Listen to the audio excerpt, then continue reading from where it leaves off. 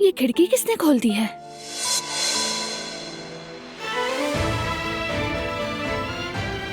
मीरान,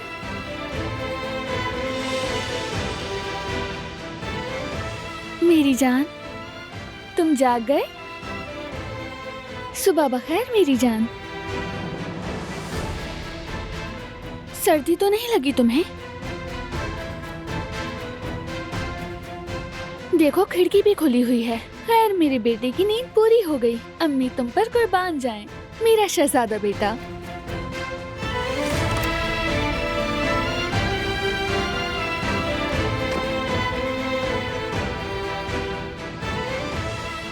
दिलान,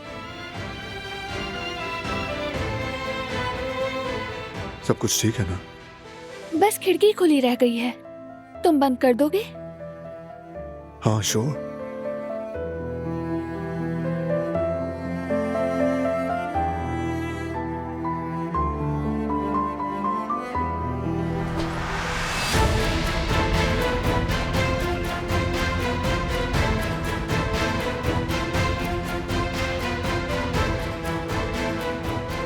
मैं समझ नहीं पाई, जब मैं नीचे जा रही थी तो ये खिड़की बंद थी।